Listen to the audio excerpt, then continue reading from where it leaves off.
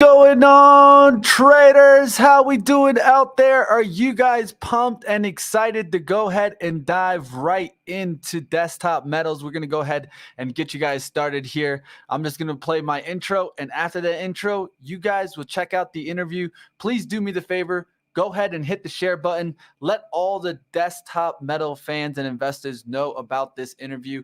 And like always, hit the thumbs on up if you guys appreciated me doing this interview. Let's go ahead and dive right in. It's time for Money Making Mitch.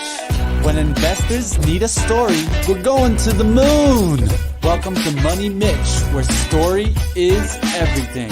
I'm here to find you the next opportunity. It's all about the green hands.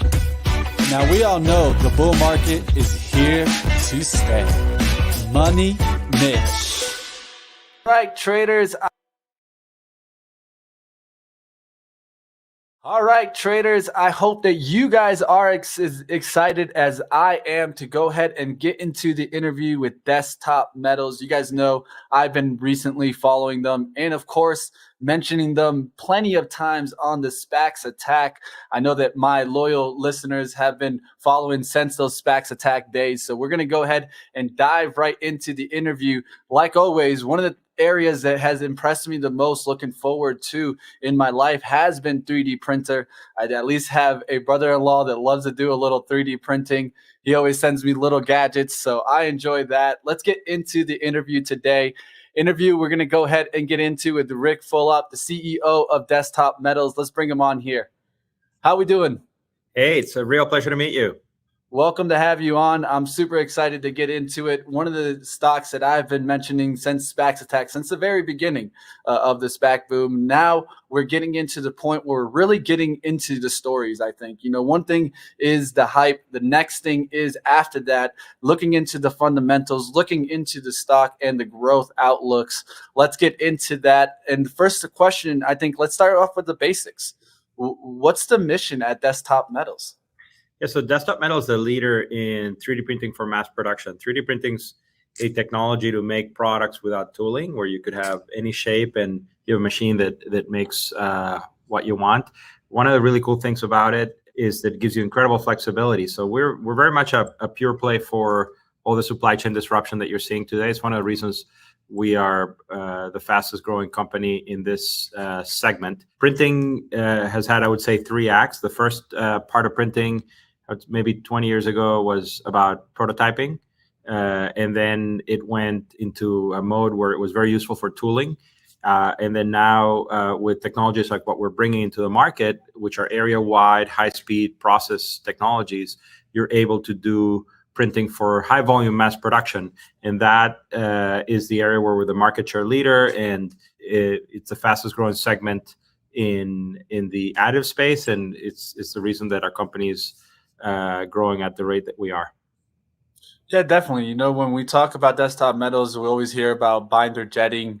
And what exactly, how does this technology actually work? And how does this produce that high volume output? Yeah, so we're the leader in two modalities of printing. There's 7 different ASTM classifications for additive manufacturing, of which 2 area-wide DLP printing and binder jetting are the segments where our company participates in. Those happen to be the 2 processes that benefit from Moore's law. So they actually get better with every cycle of the technology, and the cost per part keeps getting lower, and it's one of the reasons why they're best suited for mass production.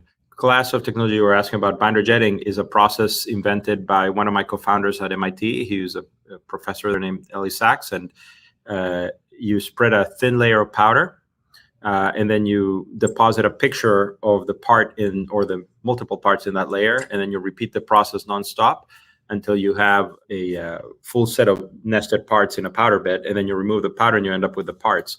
And so that is very high throughput because you're able to pattern very high resolution parts with inkjet at super high speed.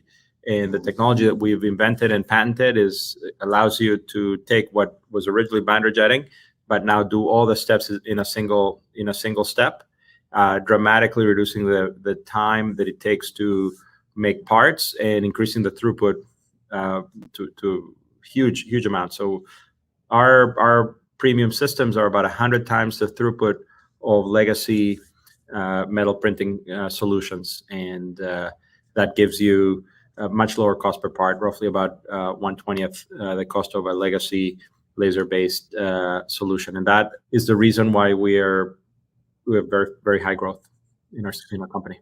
Definitely. I want to congratulate you on the first P50 shipping to Stanley Black & Decker. Tell us about how this went and any feedback that you've received.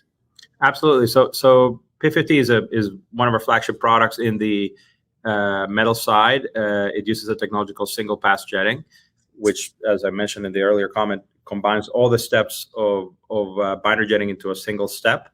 And that architecture is now being translated to a multitude of products. P50 is a great business for us and growing very fast with a huge order book. But now I think you saw a link to a new product we're introducing, where we're bringing that technology to much larger format sand printing with a product called S-Max Flex that's going to really lower the cost of printing for digital castings and applications like that.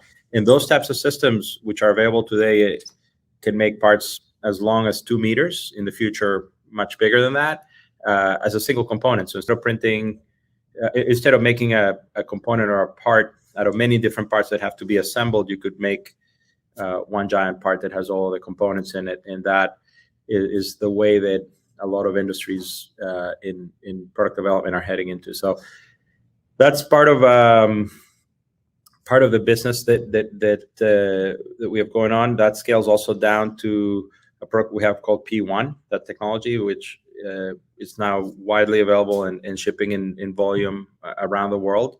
And that can be used for everything from consumer electronics up to auto components and jewelry and other types of high resolution metal parts. So we've got a great portfolio that we're building there on the single pass jetting technology. Yeah, and recent times, especially what we're going through right now, we're seeing plenty of supply chain issues, inflation being talked about, with materials going up. Can you tell us how really Desktop Metals is kind of positioned here to kind of solve these issues in the future and today?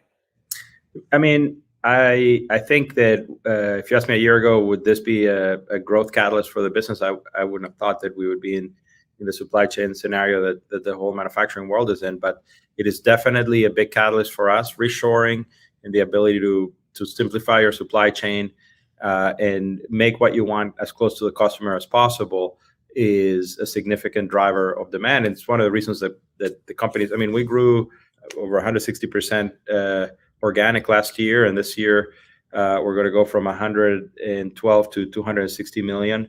Also triple-digit growth. So it's a big benefit to have wind behind yourself. So if you think of supply chain disruption, this is very much a pure play. Desktop Metal is a pure play on how to address that. And of course, we make hardware, so we face our own supply chain issues. But I think our team has gotten pretty adept at navigating around them, and they've done a fantastic job at ensuring that we can produce product. And as you saw it in our Q4, where we had more revenue in Q4 than we did in the first 3 quarters of the year, we've sort of figured out how to navigate around our own supply chain constraints. But it doesn't come without challenges. I wish we started shipping P50s in November or December. Instead, we ended up doing it in February, but that had to do with supply chain issues, things like anti-static glass or cables that were difficult to source or other components. But that production line is now up and running and cranking, and very excited about the results of that. And also very excited about the results of our SME products. A big story about manufacturing is that most manufactured products are built by small and medium-sized businesses that support larger companies or support products around the world. Today we have 6,000 customers. It's vibrant and it's growing. We have no account concentration, and we have products like our shop system, which is targeted towards SME. It is the best-selling binder jet product by market share and by any other metric that you could look at. So I'm excited about that. If you take a step back, Mitch, this is an industry that has compounded for a decade, went from $1 billion to roughly about 20 now.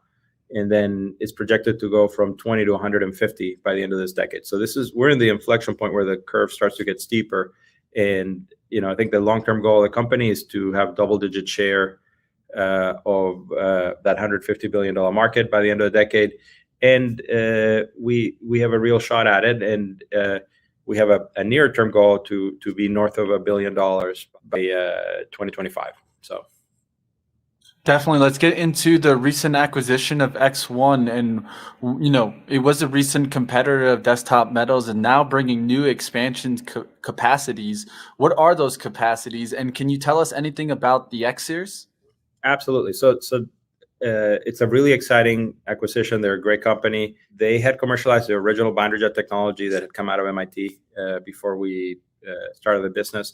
And then combined, we end up with the leading market share in that class of technologies. They have frames that are different sizes than our frame systems. And then we can, over time, have a broader product portfolio to offer our customers. And also, it allows us to enter into the sand market with for digital castings with leading market share. So it's very much a fantastic partnership with them, and we have a lot of other efficiencies that we'll be able to get from working together.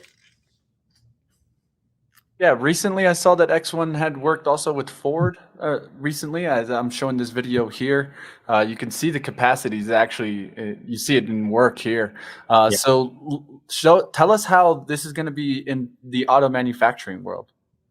Yeah, so Ford is a very progressive company and a great user of additive manufacturing technology. They were an investor in Desktop Metal before we went public, and they've worked with X1 for over a decade and maturing the technology, and it's now used in a variety of products. So we have a great relationship with them. I would say in automotive, parts that are under 10 kilograms, binder jet for direct metal sintering is the most cost-effective way to make those components. In the sort of 10 to 30 kilogram range, it's difficult to make binder jetting work there. But then over 30 kilogram and up parts, this is where digital castings using binder jetting is the leading way to make cost-effective large frame parts.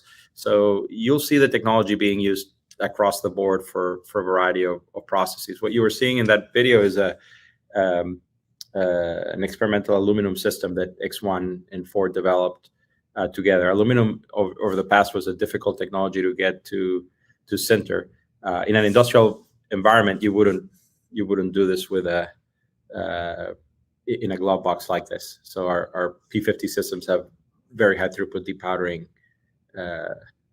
systems for the parts. It works a little bit different than the video you're showing, but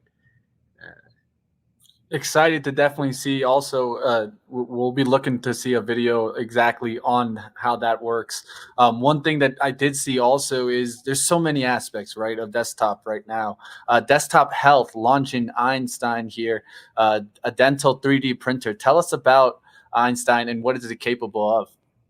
Yes, our Einstein products offer the most productive way to do permanent restorations in the mouth. We have the best material properties of any of the dental systems in the market today, and much higher productivity. And our products are now used by over 1,000 labs, and we have FDA Class 2 approved resins like our Flexera Ultra Plus, which allow you to make crowns and bridges and dentures and variety of things that you use to restore teeth. In the past, 3D printing was early adopted in orthodontics, which is a segment of dental to do things like aligners or mouth guards, or it over time has moved into permanent components for dental, and that's really where our technology shines. If you look at competitive systems, they don't have the material properties, and it's one of the reasons why we are the leading solution in restorative, which is a huge segment, $30 billion worth of parts that will go 100% before the end of the decade, in my opinion, to print it. The productivity is much greater than with milling or doing it by hand, and so I'm a huge believer that you're going to see all the ceramics, all of the polymers, and all the metal parts in dentistry be printed before the end of this decade. And this is because in your mouth, every part is patient specific. So the economics work out quite well if you have to make a custom part for each person. And so printing can give you higher resolution, better material properties, higher productivity, and it's a key part of our growth plan for the company. So we're really excited about our progress in that segment. Definitely, it's something that it definitely amazed me when I started seeing that and the patents coming on out. It's something that I think you're completely right. I mean, when you need some custom work, that's where 3D can definitely come into work. So we will be watching the developments in dental and how that keeps going with Einstein. Let's get into the last earnings call. You set full year guidance 2022 at approximately 260 million, representing 131% growth from 2021. How will you achieve this massive growth? And is there any big deals that we should be looking out for? We have big deals in the works, but I don't like a company built on big deals. I like a company that has organic growth with lots of customers that are all developing their applications in parallel, where you have no account concentration and you can have better pricing power and better margins. So, I mean, we had 6 quarters of margin expansion before Q4, and then I expect us specifically between Q2 and Q4 this year to have great margin expansion again. And I'm excited about this year. I mean, we are trying to set up a conservative plan, and I think that 260 is a very achievable number. We feel good about it at the company, and it's very much a roll-up of all the different things that we've got going on in the business, the activities we've got in dental parts and systems, the activities we've got going on the digital casting side, on the direct metal sintering side, and on the polymer industrial side, which are the different parts of our company. All right. So now one thing that we always do here at Benzinga is try to reach out to our retail investors, and they are more than happy to give us questions here for Desktop Metals. We got a bunch of questions. So if you were one of those people that got your questions answered, please go ahead and, like always, hit that like button. Let's get at it. We got tons of questions. We're going to get into the P50 next, but first thing we had is kind of an update, and they wanted to know a little bit more of for us and how that's working. How is that updates coming along in there, and how's the product line? I mean, Force is an incredible technology. It is essentially, for the viewers that aren't familiar with it, it's a process to use our existing metal printers, or even the very large digital casting machines, to, instead of printing metal or sand, is to actually print synthetic wood. And what we're essentially doing is we take cellulose and lignin, and we are able to mix them and reconstruct wood. Wood is made of cellulose and lignin, and when you make paper, you split that, and then you take the cellulose and turn it into pulp. We're doing that in reverse in the printer, and you're able to make wood and apply a digital grain, and it is you get fantastic mechanical properties. You can make furniture or any other type of product. So we launched this mid last year, and we sold 8 figures worth of product, millions of dollars before the end of the year. So I feel like it's been a success so far, and we look forward to growing it again this year and continue to expand the market. I mean, I think you'll be able to do everything from furniture to interiors to all sorts of products, and I think it's a very green technology because you're using waste as the input to make the product, and that's valuable. Definitely, I think it's awesome that you're able to use that waste, right? I mean, one of the things is we're keep looking for different ways to kind of bring those emissions lower, and I think things like this is definitely going to help out. One of the biggest things that you see in kind of different kind of manufacturing is the waste, right? The concern for waste and how you're able to get actually around that with using that waste is awesome. I think, especially in wood. You want to be as circular as possible with manufacturing. Yeah, definitely. Now let's go into the P50. This is where we definitely got the most interest from the retail investors. They're all wanting to know more a focus on the P50. So the first question I have is, how much is the production cost of the P50 today, and what would be kind of like a price tag if So we were to let go me after? take a step back and talk about all of single pass jetting, because it's Yeah, let's do it. technology that's goes. You're going to get a 1 liter, 50-liter system, or a 1500-liter system with a Exactly. new S-Max Flex, all using single pass jetting.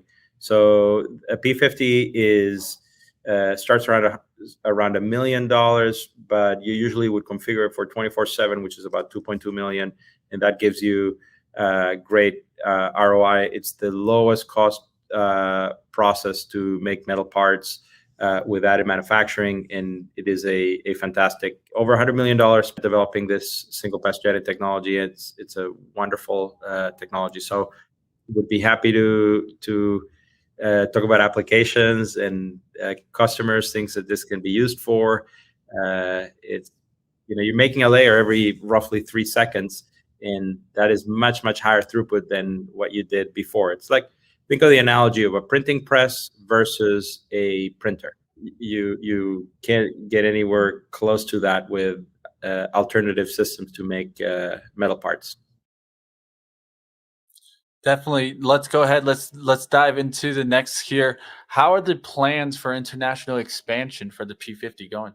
Well, we're in 65 countries today as a company. We've got one of the best go-to-markets in the additive space. We have a channel partner network of over 200, and it is a really great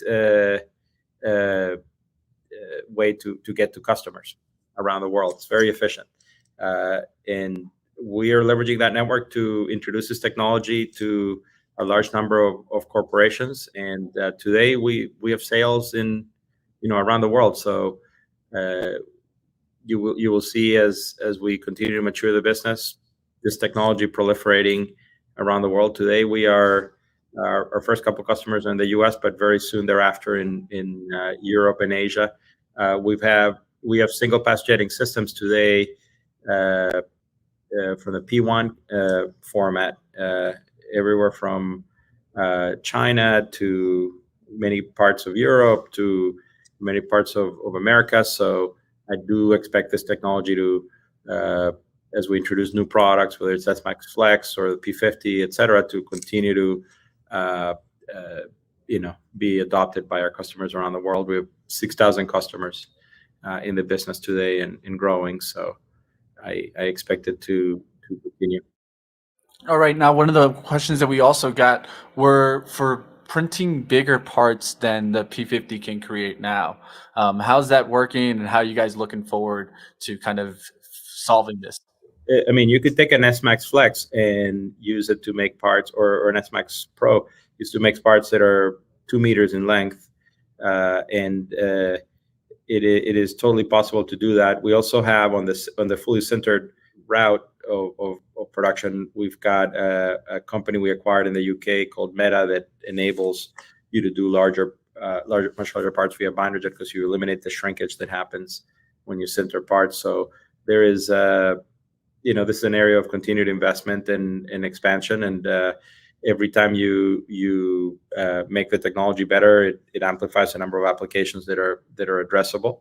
But I would say that in what we've got now, we have on the hyperscale side, customers in consumer electronics or automotive, we have some applications where our entire 5-year plan could happen with a single customer. So as we evolve those applications in parallel of developing lots of SMEs and smaller customers, we could build a robust business that with the goal of beating the plans that we've given the market and continue this quest same way as we did last year. Last year we were the fastest growing company in additive manufacturing from an organic point of view. We did add some additional capabilities and competencies to our portfolio, but as a whole, we expect to continue to be triple-digit growth. Grow about 131% this year to our guidance, and hopefully beat that. So that's we're setting up the company to. The market's quite large, and we're seeing the pull. So we're we're very excited about people adopting additive for mass production, where we're the leader. Yeah, definitely. One of the things I can tell you is the retail community definitely excited about DM. Let's get into the last question that I have here. A recent headline: Ultra Safe Nuclear Corporation has adopted the X Series line in the binder jet 3D printing to deliver advanced nuclear energy solutions. What does this mean for Desktop Metals moving forward? It is just another demonstration of how horizontal this technology is. I have to say that when I started the company, I never expected that we'd be 3D printing fuel for all sorts of small reactors like you have in ships and submarines, or in small power generation devices. But the ability to do silicon carbide, high performance ceramics, and then embed fuel in it and do it in a printed approach has a significant safety benefits for that industry. And we're the leading technology to do that. I like those types of applications because customers pay you. I mean, that was, by the way, developed with Oak Ridge National Labs, where they did a lot of the R&D using our machines. But that's turned into a multi-million-dollar application for the company, and it is high margin and high quality, and it solves environmental issues and allows us to produce power more efficiently with lower CO2 footprint. So I love that our machines are being used for applications like that, as well as many other applications. So it is really two fundamental technologies. They happen to that we play in area-wide photopolymer and binder jetting, which is also an area-wide technology. And the cool thing about our technologies is they're the two processes in additive that benefit from Moore's law, meaning that every turn of the crank, every 18, 24 months, the technology gets better. You're essentially competing with conventional manufacturing. And so if you're, today our break even versus machining is millions of parts. It's much, much more productive than machining. But let's say versus a technology like die casting, where you would have a break even equivalency of 100,000 parts, you could see how, every 3 years you have a new version of a P50, and then in a decade that break even is 1 million parts instead of 100,000 parts. So if you're going to make less than 1 million parts of something with a die casting product, by the end of the decade, it would make no sense to do it any other way than this. And this is the same thing that happened in solid state lighting. If you remember when you were a kid, you probably had incandescent bulbs. Now you've got solid state LED, and it is because that's on a curve that's benefiting from Moore's law, and every couple of years it gets more efficient, or every year it gets more efficient. So we have a class of printing that benefits from that, which makes it easier for us to win in the long run versus extrusion or directed energy deposition or other methods of printing that are much slower and where you're fighting with physics. It's always good when you're not fighting with nature in order to improve your throughput, but you have basically a cost performance curve that's helping you make your products better and make your process more competitive. And the exciting part is, it's exciting when you're 90% market share in that segment, or like we are in metal binder jetting, the leading market share in the digital casting side, because it allows us to essentially grow with the market and benefit from by basically providing great value to our customers and having adoption happen faster. One last point I would say that ties into this is the class of materials that you can make today with printing.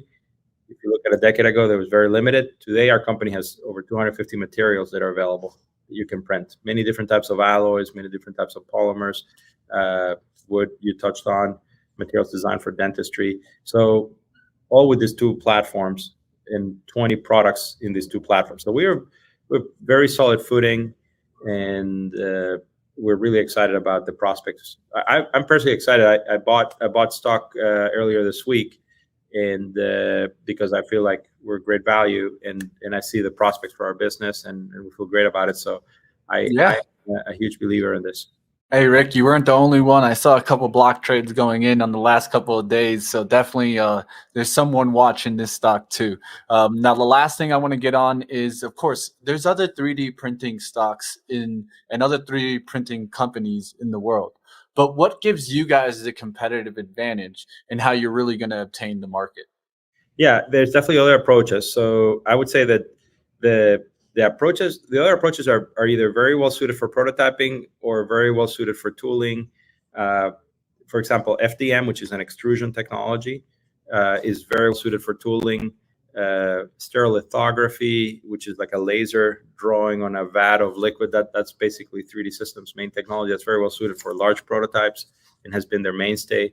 But those approaches have had somewhat similar. I mean, if you look at Stratasys sales over the long run or 3D Systems sales over the longer, they've been somewhat flat as they've made a transition into other forms. Our core focus at DM is mass production. We don't do anything else. We do mass production of end-use parts. So parts that are used for that go in a product, that go in your body. The market for the end-use parts is 95% of the spend. The prototyping is 1% of the spend, and the tooling is usually 2 to 3% of the spend. So we're in the largest segment, and I think that in order for you to do end-use part production, it's a taller order. You have to have systems that are much higher throughput. You have to have the tolerances and the accuracy has to be superior. The material properties has to be superior. The surface finish has to be superior. So we are coming at it doing something that's more difficult, and that's part of the moat. We have 650 patents. We have a lot of materials qualified. It takes years to qualify each one of these materials with scientists. So I think we have a fantastic moat. It's only getting deeper and broader. Distribution is also a great moat. We've built this killer go-to-market effort now that in 65 countries. It's hard for people to replicate that. And so I'm really bullish on our foundation that we have is very firm.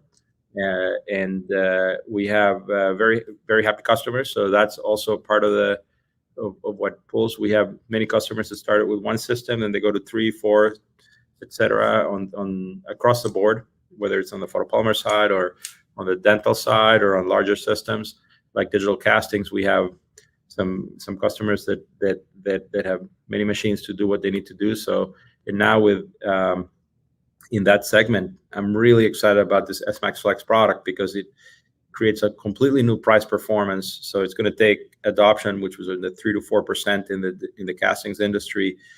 Out of 20,000 foundries, only 3 to 4% had printing.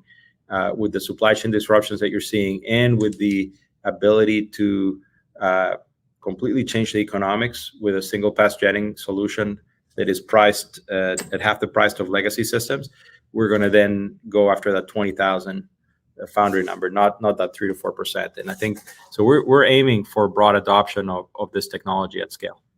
All right, there you guys have it. The interview with Ric Fulop, the CEO of Desktop Metals. You guys see it, a busy man that needs to continue working. And like always, we'll keep watching this company as they develop into their growth.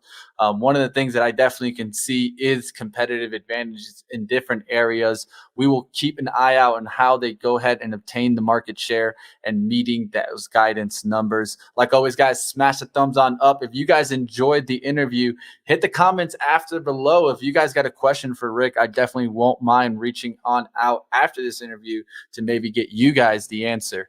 Definitely, like always, hit the like, and I'll see you next time right here on Money Mitch.